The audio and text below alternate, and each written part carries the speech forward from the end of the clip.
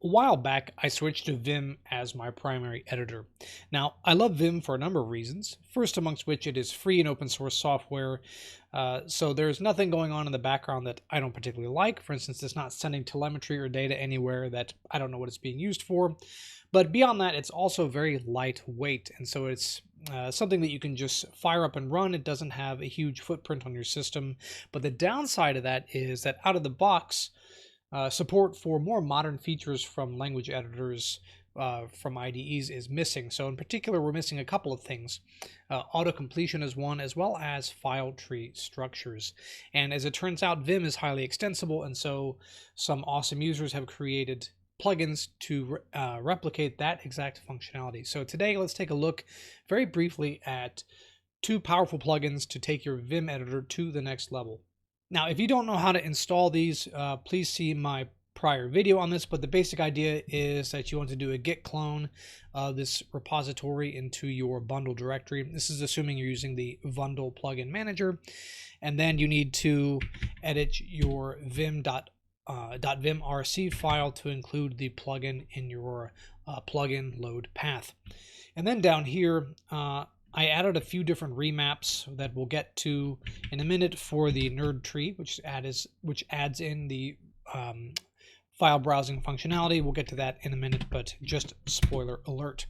So the first thing we have is Jedi Vim, and that's an auto-completion type tool, and it works quite well. Let's take a look at just a random file I have sitting around, some older code to where it's, not particularly well formatted, but we have a number of functionalities from that particular plugin. So if we hover over something like this DQN agent and press Shift K, we can actually bring up the documentation from the DQN agent class.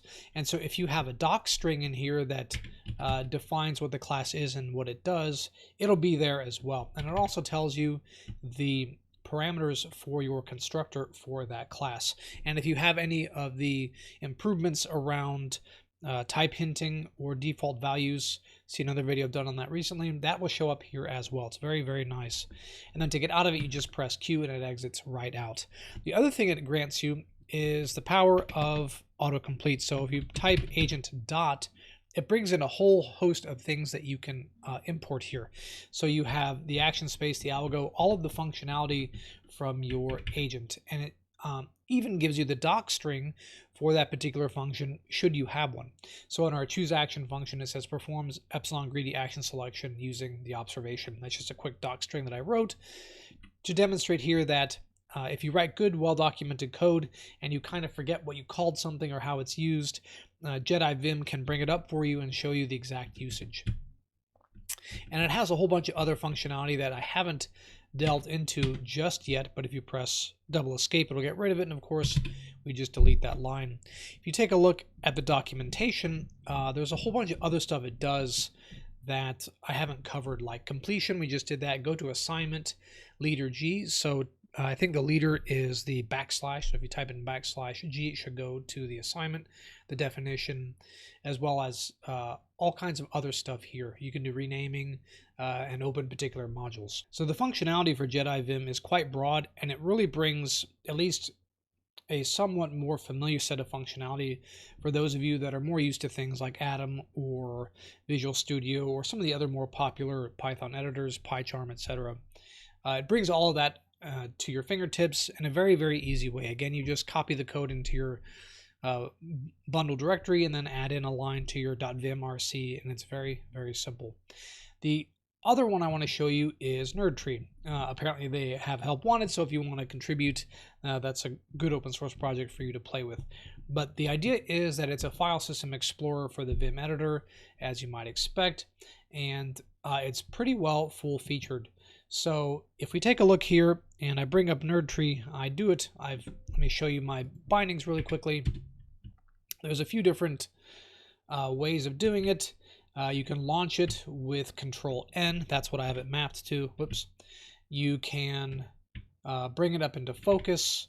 So if you're in your code editor and you want to go back to the nerd tree file structure, you press Control F, or you can just press Control T to toggle. So it's pretty straightforward.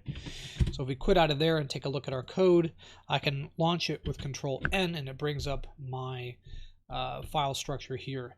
So we're in main DQN. If we check out our DQN agent, in this case it gives me a split screen. Sometimes it doesn't. I have to actually figure out, this is something I don't immediately understand, is when it is bringing up a split screen and when it is bringing up a full screen. So here it brought up a split screen. I have the DQN agent in the top, and I have broken this. Let's exit out actually and launch it one more time, and then press Control N to launch, and then try doing this again there. Okay, so if you launch a fresh instance, then it will just bring up the file. Of course, the split screen functionality is very useful if you're comparing code across different files, but in this case we can toggle back, we can toggle it and then open up our main file again. So if you love the type of tree functionality for the file browser, you can have that. If you like your tree, you can keep your tree, so to speak.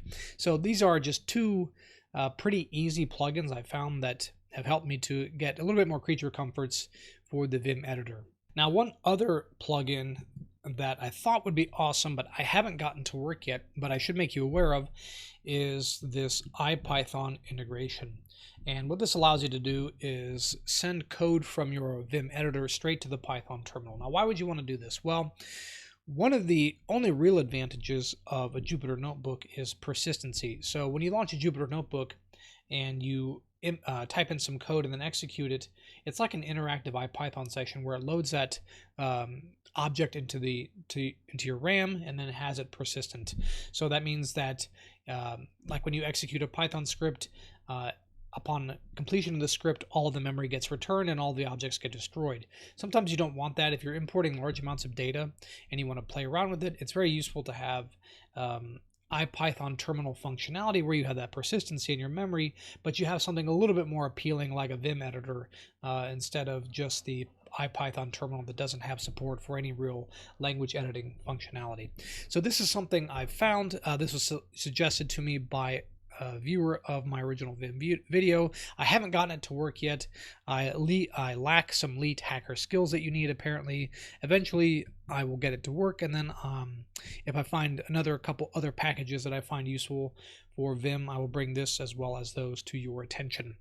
That's all for today. Just wanted to do something very quickly to let you guys know that Vim is far from being an old fogey or boomer level editor, though it can be that if you want it to be, but it does have functionality for the more modern functions that you may have become accustomed to from some of your more modern editors. So if you were on the fence, perhaps these two plugins will help push you over into the land of free and open source software and away from proprietary closed garden type systems that send off your data to do who knows what with.